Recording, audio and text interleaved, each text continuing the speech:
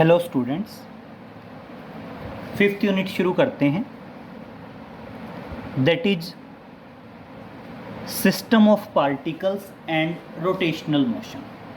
Fifth unit है आपकी, that is system of particles and rotational motion. इसके बारे में एक तो सिस्टम ऑफ पार्टिकल्स के बारे में स्टडी करना है एंड सेकंड वन आएगा that is rotational motion. Clear? तो फिफ्थ यूनिट हमारी है that is system of particles and rotational motion. सबसे पहले बिल्कुल स्टार्टिंग में हम बात करते हैं रिजिड बॉडी की। सिस्टम ऑफ पार्टिकल्स तो क्या है बेटा, मान लीजिए कोई भी दो या तीन पार्टिकल्स इकट्ठे हैं, एक साथ हैं, तो वो अपने आप में क्या है, सिस्टम ऑफ पार्टिकल्स है। कोई भी body basically system of particles होती है। हम बात करते हैं सबसे स्टार्टिंग में, बिल्कुल पहली ही डेफिनेशन आती है हमारी, what is rigid body. What is rigid body. अब मेरी बात सुनिए बेटा, जनरली कोई भी बॉडी है पार्टिकल से मिलके बनी होगी। समझिए, मान लीजिए हम कहते हैं कोई बॉडी है, उस बॉडी के अंदर ये पार्टिकल्स हैं, ठीक है। हर एक पार्टिकल के बीच का क्या है, इंटरमोलिकुलर डिस्टेंस है, इंटरमोलिकुलर फोर्स है। अगर मान लीजिए हम बॉडी पे बाहर से कोई एक्सटर्नल फोर्स अप्लाई करते हैं किसी भी तरफ से, और अगर पार्टिकल्स के बीच का डिस्टेंस और उनके बीच का जो फोर्स है वो सेम रहता है, मतलब मान लीजिए ये जो पार्टिकल्स हैं, इन पार्टिकल्स के बीच का जो डिस्टेंस है या इंटरमोलिकुलर फोर्स है वो अनअफेक्टेड रहता है, तो बॉडी को क्या कहा जाता है, रिजिड बॉडी कहा जाता है। जैसे आपकी कोई भी बेंच होती है, डेस्क होती है, वो अपने आप में क्या है बेटा, रिजिड बॉडी है। तो हम सिंपल कह सकते हैं कि रिजिड बॉडी क्या है, in which the distance between the constituting particles remain same under the application of the external force. तो रिजिड बॉडी के बारे में क्या बताएंगे, a body in which distance between the, rigid body क्या बताएंगे, a body in which, a body in which the distance between, the distance between any two constituting particles, any two constituent particles, constituent particles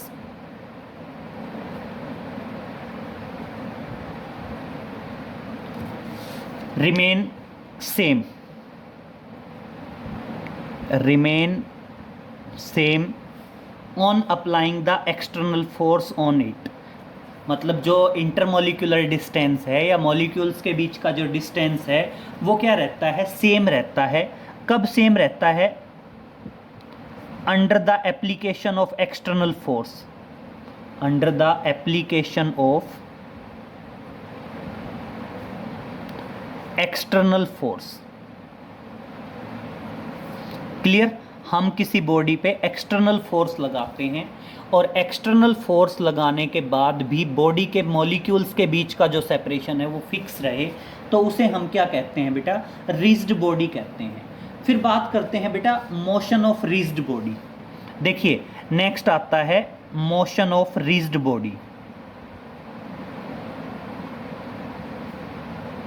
motion of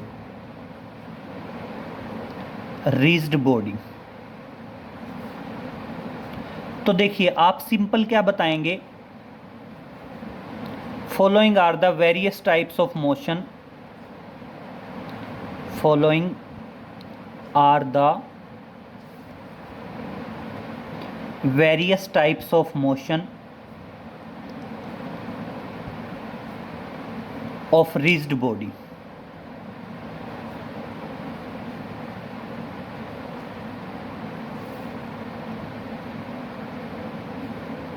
clear? Rigid body में बेटा जो motion है वो following types के हैं। Following types में क्या है बेटा, सबसे पहले आता है ट्रांसलेशन मोशन। सबसे पहले बात करेंगे simple, that is first one translation motion. बेटा ट्रांसलेशन मोशन क्या होगा? ट्रांसलेशन मोशन का मतलब होगा इसके अंदर बॉडी के जितने भी कॉन्स्टिट्यूटिंग पार्टिकल्स होंगे सारे के सारे एक हॉरिजेंटल सरफेस पे मूव करेंगे और सबकी वेलोसिटी क्या होगी? सेम होगी। तो ट्रांसलेशन मोशन क्या होगा?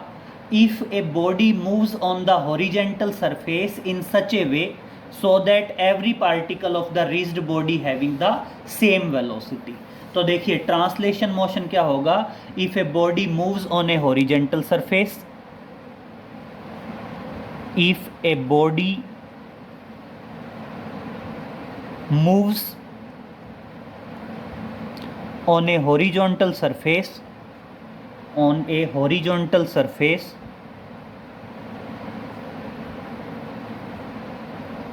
in such a way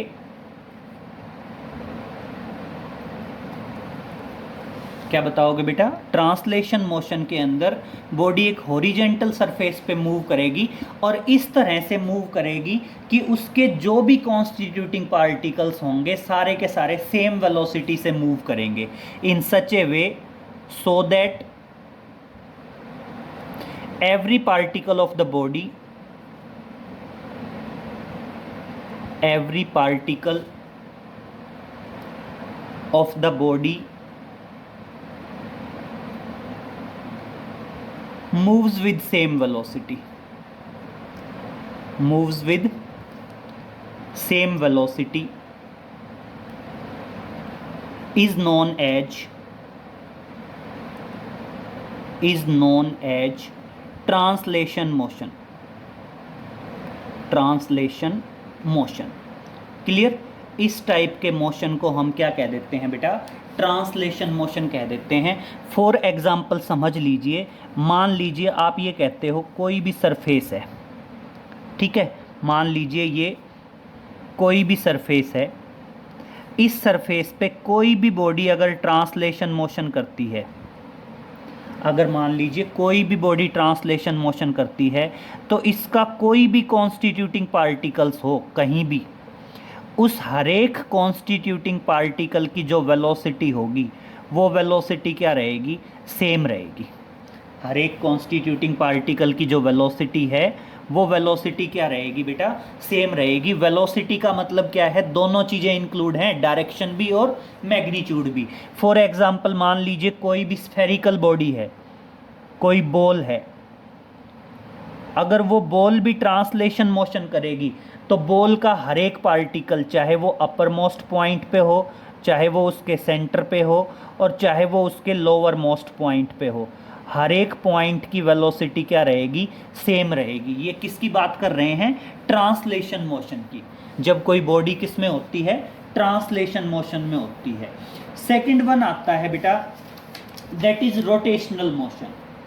second one बात करते हैं हम रोटेशनल मोशन की। और बेटा रोटेशनल मोशन की मेन कंडीशन क्या है? It rotate about a fix axis and every particle of the body moves in a circle with its center on the axis of rotation। तो देखिए सेकंड टाइप का motion आया बेटा आपका, that is rotational motion. Second one आया आपका, that is rotational motion. तो देखिए बात करते हैं रोटेशनल मोशन की। अब रोटेशनल मोशन क्या बताओगे? रोटेशनल मोशन बताओगे if a body rotate about a fix axis. देखना क्या बताएंगे रोटेशनल मोशन क्या है? If a body rotates, if a body rotates about a fixed axis, about a fixed axis and every particle of the body and every particle of the body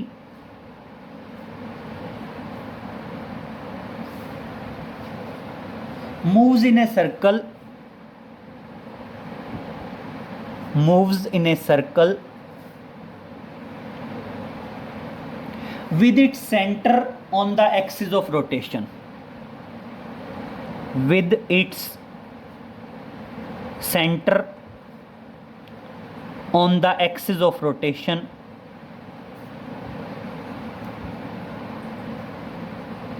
is known as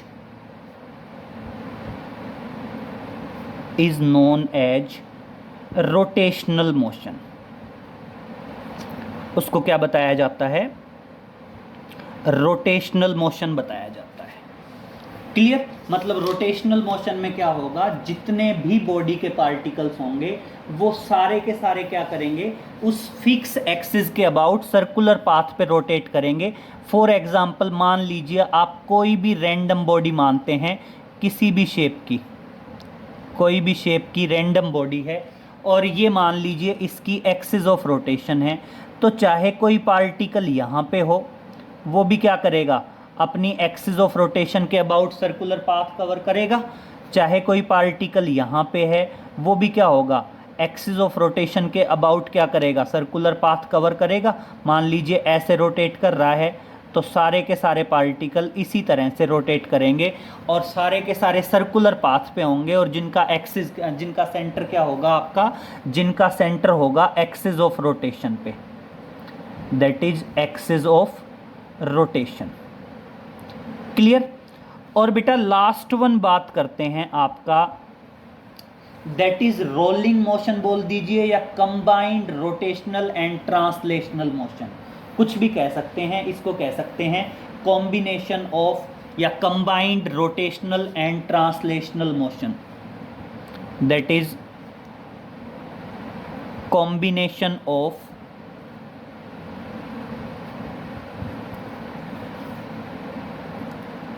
rotational and translational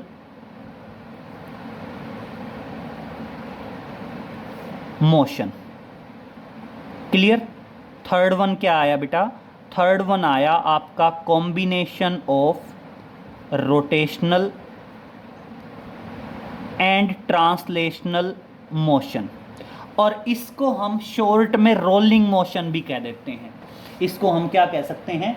short में rolling motion भी कह सकते हैं, that is rolling motion. और इसमें सुनो बेटा क्या बताओगे, बेसिकली क्या होगा, अगर कोई बॉडी रोल करना शुरू कर दे, अगर कोई क्या है बॉडी रोल करना शुरू कर दे, तो उस टाइप के मोशन को क्या कहते हैं, that is combined translational and rotational motion. तो क्या बताओगे, a rigid body moving on a horizontal surface having translational as well as rotational motion simultaneously, मतलब एक साथ हो दोनों मोशन। तो देखिए क्या बताएंगे, सिंपल बताएंगे कि if a body start moving on a horizontal surface, तो क्या बताएंगे, if a body moves on a horizontal surface, moves on a horizontal surface and having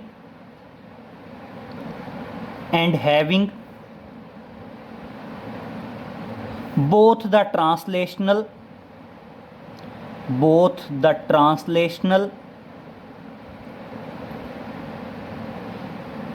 as well as rotational motion simultaneously, as well as rotational motion simultaneously is known as, मतलब क्या है, दोनों के दोनों motion, rotational और आपका translational, अगर दोनों के दोनों मोशन एक साथ साथ में हो, दैट इज साइमल्टेनियसली, एक साथ। If a body moves on a horizontal surface and having both the translational as well as rotational motion simultaneously is known as rolling motion, known as rolling motion। Clear.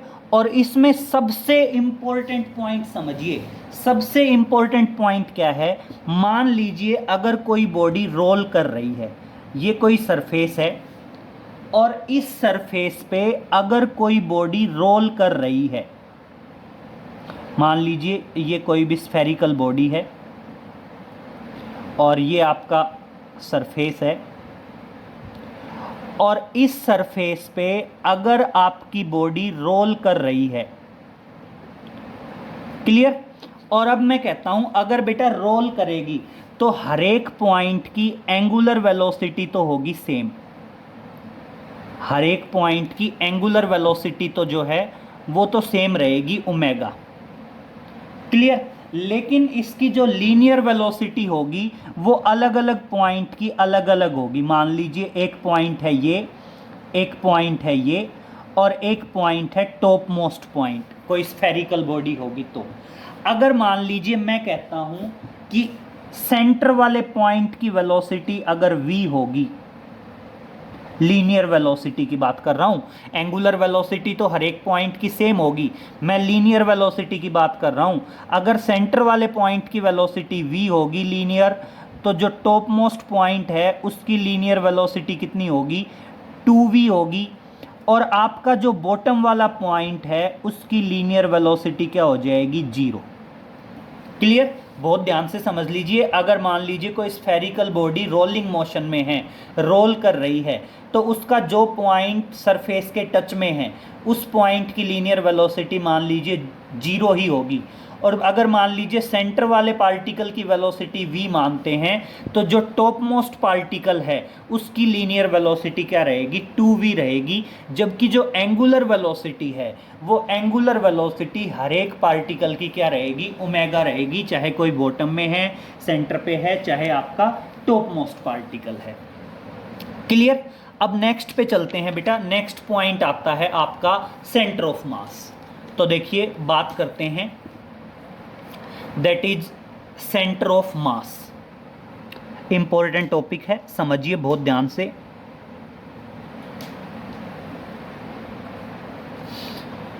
बात करते हैं that is centre of मास।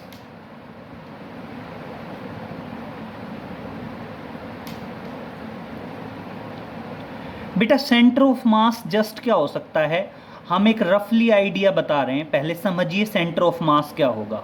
बेटा centre of मास का मतलब है एक point जहां पे सारा का सारा मास क्या हो जाए, बॉडी का बैलेंस हो जाए, कंसंट्रेटेड हो जाए। जैसे समझिए अगर मान लीजिए आप कोई लोहे की रोड लेते हैं यूनिफॉर्म, और आप अगर उसको बैलेंस करना चाहें, अगर वो यूनिफॉर्म रोड है तो वो कहाँ बैलेंस होगी, बिल्कुल मिडल में से बैलेंस हो सकती है।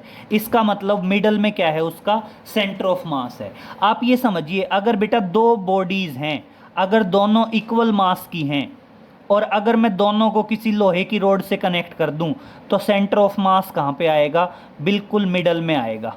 अगर मान लीजिए एक बॉडी का मास ज़्यादा है, दूसरी बॉडी का मास कम है, तो अगर मैं दोनों को लोहे की रोड से कनेक्ट करूंगा तो सेंटर ऑफ मास कहाँ आएगा बेटा, centre of mass heavy body की तरफ शिफ्ट हो जाएगा। तो सिंपल वे में हम सेंटर ऑफ मास एक पॉइंट मान सकते हैं, इमेजिनरी पॉइंट, जहाँ पे क्या है आपका पूरा सिस्टम बैलेंस होता हो। सेंटर ऑफ मास को एक तरह से हम बैलेंसिंग पॉइंट भी कह सकते हैं। तो देखिए आप क्या बताएंगे, centre of mass of a body is the point at which whole mass of the system is suppose to be concentrated. मतलब जहाँ पे क्या है बॉडी का सारा मास कंसंट्रेटेड हो, उस पॉइंट को क्या कहा जाता है बेटा, सेंटर ऑफ मास कहा जाता है। तो देखिए सेंटर ऑफ मास क्या बताएंगे, it is defined as a point. Centre of mass क्या बताएंगे, it is defined as a point at which whole mass of the body, at which whole mass of the body, at which whole mass of the body supposed to be concentrated, at which whole mass of the body supposed to be concentrated, supposed to be concentrated, concentrated। Clear? ये अलग अलग word है, that is concentrated, B अलग है और concentrated अलग है। Clear? तो आप क्या बता देंगे? सेंटर ऑफ मास क्या है? It is defined as a point at which whole mass of the body supposed to be concentrated, जहां पे हम ये मानते हैं कि पूरी की पूरी बॉडी का मास क्या है बेटा? कंसंट्रेटेड है। और अब मेरी बात सुनिए बेटा, सेंटर ऑफ मास जो है वो बॉडी के अंदर भी, बॉडी के इनसाइड भी एग्जिस्ट कर सकता है और बॉडी के बाहर भी एग्जिस्ट कर सकता है। जैसे फॉर एग्जांपल आप समझिए, कोई स्फीयर है, तो बेटा स्फीयर का सेंटर ऑफ मास कहां पे होगा? स्फीयर के सेंटर पे होगा। जैसे एप्पल है, तो एप्पल का मान लीजिए सेंटर ऑफ मास कहां पे होगा? एप्पल के सेंटर पे होगा। और वहीं पे आप अगर कोई रिंग मान ले, तो रिंग तो बेटा बाहर बाहर होती है, तो रिंग की जो बॉडी है वो तो बाहर बाहर रहेगी, लेकिन रिंग का सेंटर ऑफ मास कहाँ पे होता है? बिल्कुल सेंटर पे। तो इसलिए आप ध्यान रखना, सेंटर ऑफ मास जो है वो बॉडी पे भी हो सकता है और outside the surface of the body भी हो सकता है। तो ध्यान रखना, सेंटर ऑफ मास दोनों हो सकता है, ऑन द सरफेस भी हो सकता है और outside the surface of the body भी हो सकता है। क्लियर? अब अगर मान लीजिए मैं कहता हूं बेटा सेंटर ऑफ मास किसी पॉइंट मास बॉडी का बताना है, बेटा पॉइंट मास बॉडी का सेंटर ऑफ मास हमेशा बॉडी के सेंटर पे एग्जिस्ट करता है। तो देखिए, अगर मान लीजिए मैं कहता हूं the centre of mass, the centre of mass of A point mass body, of A point mass body, या कह सकते हैं of A particle, is at the centre, at the centre of the particle. Clear हुआ बेटा? अगर मान लीजिए मैं कहता हूं कि सेंटर ऑफ मास एक पॉइंट मास बॉडी या पार्टिकल कहाँ पे होता है? Is at the centre of particle. मतलब अगर किसी पार्टिकल के सेंटर ऑफ मास की बात करें तो किसी पार्टिकल का सेंटर ऑफ मास उस पार्टिकल के सेंटर पे एग्जिस्ट करता है। और अब हम बात कर रहे हैं that is centre of mass system of two particles. ये टॉपिक इंपॉर्टेंट है, थोड़ा सा ढंग से समझेंगे। That is centre of mass system of two particles, system of two particles. Clear? हमने क्या बताना है बेटा? सेंटर ऑफ मास बताना है। किसका सेंटर ऑफ मास बताना है बेटा? System of two particles. मान लीजिए दो पार्टिकल्स हैं और उन दोनों पार्टिकल्स के सिस्टम का हमें क्या बताना है बेटा? सेंटर ऑफ मास बताना है। तो सबसे पहला और इम्पोर्टेंट पॉइंट, आप डायग्राम समझिए। हम जनरली ये बोलते हैं कि तीन एक्सिस होती हैं। हम जनरली ये बोलते हैं बेटा ओरिजिन है और तीन एक्सिस हैं, एक्स एक्सिस, वाई एक्सिस और जेड एक्सिस। क्लियर? अब बेटा मान लीजिए ये पॉइंट ए है और पॉइंट ए पे एक बॉडी है जिसका मास है m1। पॉइंट ए पे एक बॉडी है जिसका मास क्या है बेटा? m1 है और इसका पोजीशन वेक्टर है r1, और इसका पोजीशन वेक्टर क्या आ गया बेटा? r1 आ गया। क्लियर? इसी तरह मान लीजिए ये कोई पार्टिकल है b और इसका मास है m2 और बेटा इसका पोजीशन वेक्टर मान लीजिए r2। पोजीशन वेक्टर का मतलब क्या है? हमें पार्टिकल की एग्जैक्ट पोजीशन पता है। अब अगर मैं इन दोनों का सेंटर ऑफ मास निकालना चाहूं, मेरी बात बहुत ध्यान से सुनिए। मैंने कहा एक पार्टिकल है ए पे जिसका मास है m1, पोजीशन वेक्टर है r1। दूसरा पार्टिकल है मास m2, पोजीशन वेक्टर है r2। अब मैंने इन दोनों का सेंटर ऑफ मास निकालना है। सबसे पहली बात, कभी भी दो बॉडीज का सेंटर ऑफ मास दोनों को ज्वाइन करने वाली लाइन पे कहीं होगा। आप ये मान लीजिए आपने दोनों को एक दूसरे से ज्वाइन कर दिया, ये क्या हो गई, line joining both the particles. बेटा दोनों पार्टिकल्स को ज्वाइन करने वाली लाइन पे कहीं भी सेंटर ऑफ मास एग्जिस्ट करेगा।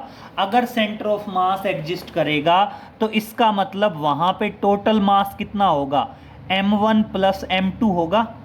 भाई सेंटर ऑफ मास का मतलब क्या है, ये दो पार्टिकल्स हैं, एक का मास m1 था, एक का मास m2 था। अगर दोनों का सेंटर ऑफ मास जहाँ पे एग्जिस्ट करेगा तो वहाँ पे टोटल मास क्या होगा, m1 प्लस m2 होगा।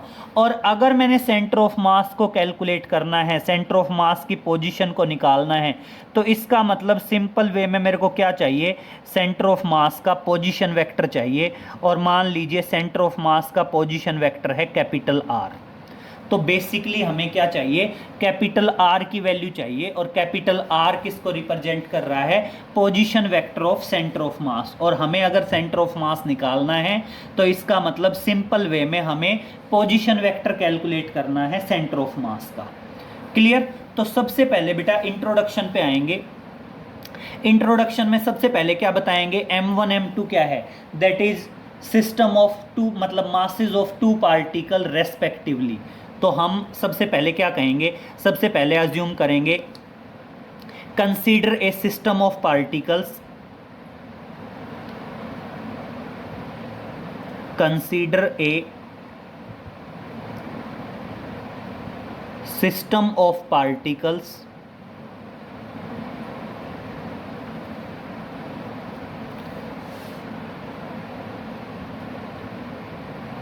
A and B having masses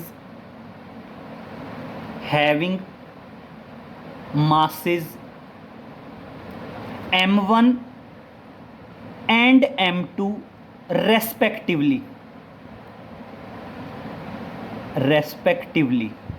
clear. हमने क्या मान लिया, सिस्टम माना दो पार्टिकल्स का A और B। एक पार्टिकल क्या है, A है, और दूसरा पार्टिकल क्या है बेटा, B है। और दोनों का मास क्या है बेटा, respectively m1 and m2। Clear. फिर क्या है, r1 vector and r2 vector are position vector respectively, position vectors respectively. ये क्या आ गए बेटा, पोजीशन वेक्टर आ गए दोनों के रेस्पेक्टिवली। सेम इसी तरह बेटा v1 पहले पार्टिकल की वेलोसिटी किसके बराबर होगी, dr1 by dt। And v2 किसके बराबर होगी बेटा, that is dr2 by dt। ये v1 और v2 क्या है, are velocities of particles respectively. Clear. दोनों पार्टिकल्स की वेलोसिटी क्या आ जाएगी, r1 और r2 आ जाएगी रेस्पेक्टिवली। अब समझिए बेटा, बहुत ध्यान से समझिए नेक्स्ट पॉइंट। अब मान लीजिए मैं कहता हूं एक एक्सटर्नल फोर्स है और एक है इंटरनल फोर्स। सबसे पहले समझिए एक्सटर्नल फोर्स की बात करते हैं। मान लीजिए इस पार्टिकल पे, जो पार्टिकल A है, इस पे एक एक्सटर्नल फोर्स एक्ट करता है F1। एक्सटर्नल फोर्स एक्ट करता है F1 वेक्टर। और बेटा पार्टिकल B जो है, पार्टिकल B पे एक एक्सटर्नल फोर्स एक्ट करता है, दैट इज F2। F2 क्या है, that is external force at the particle B। दोनों पार्टिकल्स पे फोर्स एक्ट कर गए। A पे एक्सटर्नल फोर्स F1 है और B पे एक्सटर्नल फोर्स क्या है, F2। तो आप क्या बताएंगे, capital F1 vector and capital F2 vector are external force respectively. External forces respectively. External forces हो गए। और अब बात करेंगे बेटा इंटरनल फोर्सेस की। मेरी बात समझिए, चाहे कभी भी दो पार्टिकल हों, तीन हों, चार हों, वो आपस में एक दूसरे पार्टिकल पे इंटरनल फोर्स लगाते हैं, और इंटरनल फोर्स हमेशा इक्वल और अपोजिट होता है, जिसका नेट रिजल्टेंट क्या हो जाता है, जीरो। अब मान लीजिए पहला पार्टिकल दूसरे पे लगा रहा होगा और दूसरा पार्टिकल किस पे लगा रहा होगा बेटा, पहले पे लगा रहा होगा।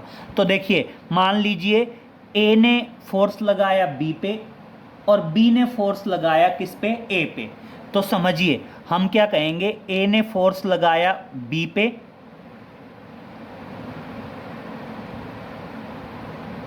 और बी ने फोर्स लगाया ए पे। ये क्या आ गए आपके इंटरनल फोर्स आ गए, और इनको आप मार्क कर दीजिए, मान लीजिए स्मॉल एफ से डिनोट कर देते हैं। दैट इज ये क्या है, force on second body, force on first body due to second body, that is F21। और ये क्या मान लीजिए F12, force on second body due to first body. Clear. और आपकी मर्जी है, चाहे F21 इसको मानो, चाहे F12 इसको मानो। तो देखिए आप क्या बताओगे, दैट इज इंटरनल फोर्सेस। ये अपने आप में क्या है बेटा, इंटरनल फोर्सेस हैं। तो इंटरनल फोर्सेस में देखो, एक तो है F21 और एक है F12। तो F21 तो क्या है, force on first particle due to second particle. तो एक तो है F21, that is internal force on particle A due to particle B। और सेम इसी तरह F12 क्या है, force on internal force, internal force on particle B due to particle A। Due to particle A। Clear. और बेटा internal forces क्या होंगे, हमेशा एक दूसरे को कैंसिल करेंगे। अगर इंटरनल फोर्सेस का नेट सम निकालें तो F12 और F21 दोनों एक दूसरे को क्या कर देंगे बेटा, कैंसिल कर देंगे। और अगर मान लीजिए अब मैं बात करता हूं कि सेंटर ऑफ मास पे टोटल फोर्स क्या लगेगा, तो सेंटर ऑफ मास पे टोटल फोर्स क्या होगा, चारों का सम होगा। लेकिन क्या होगा बेटा, इंटरनल फोर्सेस एक दूसरे को कैंसिल कर देंगे और सिर्फ क्या होगा, आपका एक्सटर्नल फोर्सेज का सम आएगा। तो इसलिए सेंटर ऑफ मास पे टोटल फोर्सेज क्या रहेंगे, capital F1 plus capital F2, क्योंकि जो इंटरनल फोर्सेज होंगे वो एक दूसरे को क्या कर चुके होंगे, कैंसिल कर चुके होंगे। तो अब देखिए बेटा, simple Newton second law of motion लगाना है। According to Newton's second law of motion on particle A.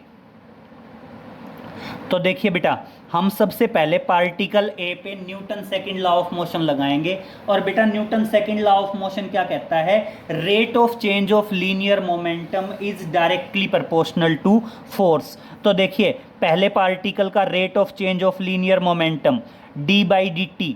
Linear momentum क्या आएगा बेटा, लीनियर मोमेंटम आएगा मास इनटू वेलोसिटी। तो पहले पार्टिकल का मास m1 और पहले पार्टिकल की velocity v1। Rate of change of linear momentum is equal to पहले पार्टिकल का नेट फोर्स। पहले पार्टिकल के नेट फोर्स के लिए इंटरनल फोर्स भी आएगा और प्लस क्या रहेगा बेटा, एक्सटर्नल फोर्स भी रहेगा। प्लस क्या रहेगा आपका, एक्सटर्नल फोर्स प्लस क्या रहेगा आपका, इंटरनल फोर्स भी रहेगा।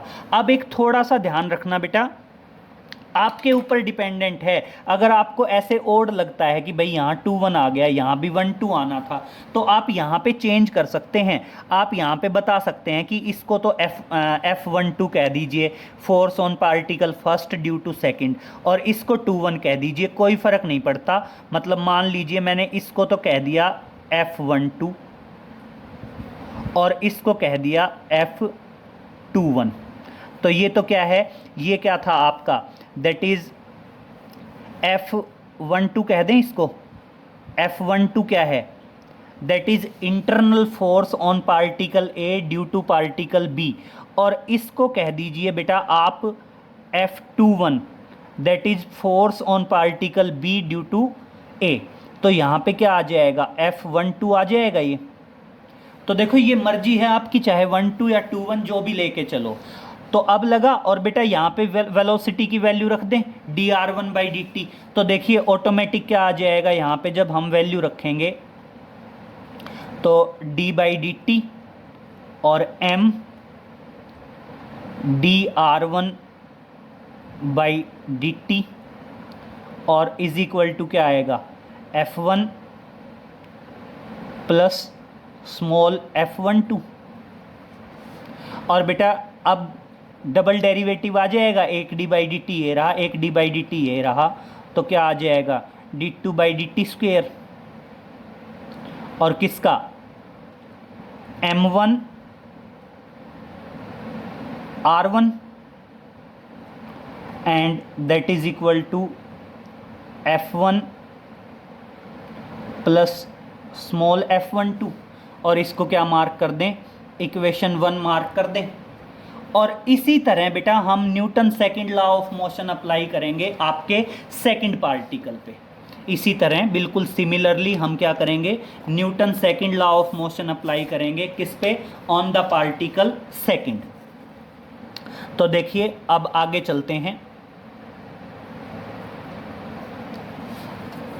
बात करते हैं similarly Newton second law of motion on particle B। Similarly,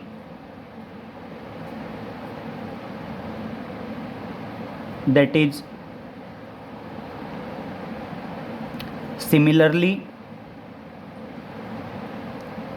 Newton second law of motion, Newton second law of motion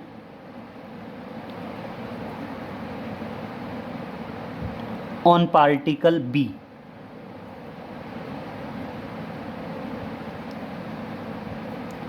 हम इसी तरह Newton second law of motion apply करेंगे, और किस पे अप्लाई करेंगे, पार्टिकल B पे। तो देखिए पार्टिकल B पे अप्लाई करेंगे तो ऑटोमेटिक क्या आ जाएगा बेटा, ऑटोमेटिक यही आ जाएगा, that is d2/dt², that is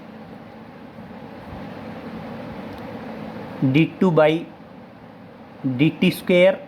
किसका, दैट इज m2r2, और क्या आ जाएगा F2 प्लस F21। और ये क्या आ गई आपकी इक्वेशन 2 आ गई। अब क्या करना है, जस्ट दोनों को ऐड करना है, इक्वेशन 1 और 2 को। तो यहाँ पे क्या करते हैं, सिंपल लिखेंगे एडिंग इक्वेशन 1 एंड 2। आपने दोनों इक्वेशंस को क्या कर देना है, ऐड कर देना है। तो देखिए आप यहाँ पे लिखेंगे एडिंग इक्वेशंस 1 एंड 2। इक्वेशंस 1 और 2 को ऐड करो तो देखिए बेटा क्या आएगा, सिंपल ये हो जाएगा d2/dt², that is m1r1 plus m2r2, that is equal to F1 plus F2। क्यों बेटा, क्योंकि जो दो इंटरनल फोर्सेस होंगे F12 और F21 वो क्या कर देंगे, एक दूसरे को कैंसिल कर देंगे। क्लियर। और अब क्या करना है, multiplying and dividing, multiplying and dividing by m1 plus m2। और क्या करते हैं, अब इस इक्वेशन को मल्टीप्लाई करते हैं और डिवाइड करते हैं किससे, m1 और m2 से। तो देखिए मैंने मल्टीप्लाई किया m1 प्लस m2 से, किसको, ये इक्वेशन है that is d2 by dt square, और क्या आ गया m1 r1 plus m2 r2, and ये किसके बराबर है, that is capital F1 plus capital F2, क्योंकि इंटरनल फोर्सेस क्या हो चुके हैं, कैंसिल हो चुके हैं, मल्टीप्लाई किया। और बेटा मास कांस्टेंट होता है बेसिक डिफरेंशिएशन के अंदर, डिवाइड कर दो, फर्क क्या पड़ना है, क्लियर। और ये आ गया इक्वेशन नंबर 3। और अब मेरी बात समझिए बहुत ध्यान से, जब आप अप्लाई कर रहे हैं Newton second law of motion, तो बेटा मास को चाहे अंदर लिख दो या बाहर लिख दो, m1 चाहे अंदर लिख दीजिए चाहे आप इसको बाहर लिख दीजिए, और डबल डेरिवेटिव आएगा पोजीशन वेक्टर का, और प्लस क्या आएगा, टोटल फोर्स आएगा।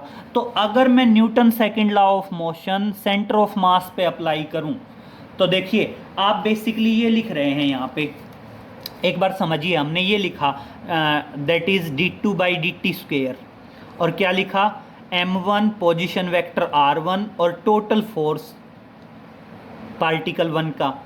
मास को मैं बाहर ले लूँ m1, और क्या लिख सकता हूँ d2 बाई dt स्क्वेयर, किसका, पोजीशन वेक्टर का, और किसके बराबर आ गया, कैपिटल F1 प्लस ये आ गया। तो अब इसी तरह देखिए, अगर मैं Newton second law of motion apply करूंगा, क्या करेंगे, similarly Newton second law of motion, Newton's second law of motion on centre of mass,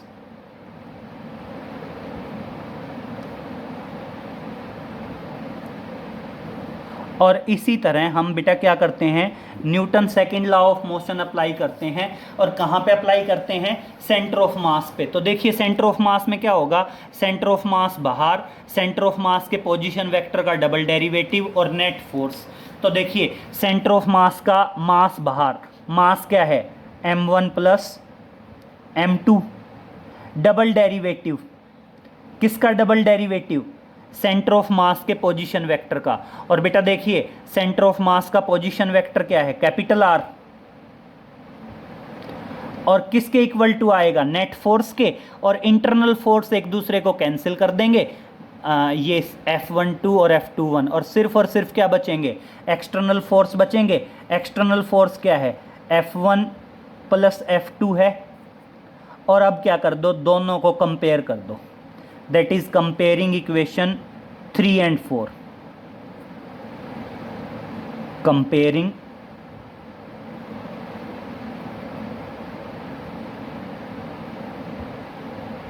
equation 3 and 4। और देखो बेटा दोनों इक्वेशंस को अगर हम कंपेयर करते हैं, फोर्स की जगह फोर्स, मास की जगह मास, डबल डेरिवेटिव की जगह डबल डेरिवेटिव, इसका मतलब पोजीशन वेक्टर जो R है वो पोजीशन वेक्टर R किसके बराबर आ गया, पोजीशन वेक्टर R आ गया m1 r1 plus m2 r2 upon m1 plus m2, clear. और ये अपने आप में क्या आया, centre of mass system of two particles, ये क्या आया, centre of mass system of two particles. और अगर मान लीजिए सिस्टम के अंदर n नंबर ऑफ पार्टिकल्स हों, अगर मान लीजिए सिस्टम के अंदर n नंबर ऑफ पार्टिकल्स हों, तो यही रिजल्ट क्या आ जाएगा, बहुत ध्यान से देखिए, यही रिजल्ट आगे n तक रिपीट हो जाएगा। n तक कैसे रिपीट हो जाएगा, m1 r1 plus m2 r2, और अप टू कहाँ तक चला जाएगा, अप टू इसी तरह आगे तक चलते चलते दैट इज mn rn, और अपॉन जो मास आएगा वो मास भी क्या आता चला जाएगा, मास भी अप टू n तक चला जाएगा, that is m1 plus m2 और plus m3 m4 up to कहाँ तक आ जाएगा, एम एन तक आ जाएगा। तो ये अपने आप में रिजल्ट किसका हो गया, centre of mass system of N particles हो गया। Clear.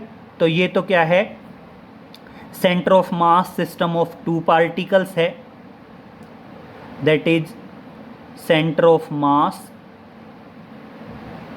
System of two particles, system of two particles. और अगर हम कह दें if system having N number of particles, और ये क्या है, इफ सिस्टम हैविंग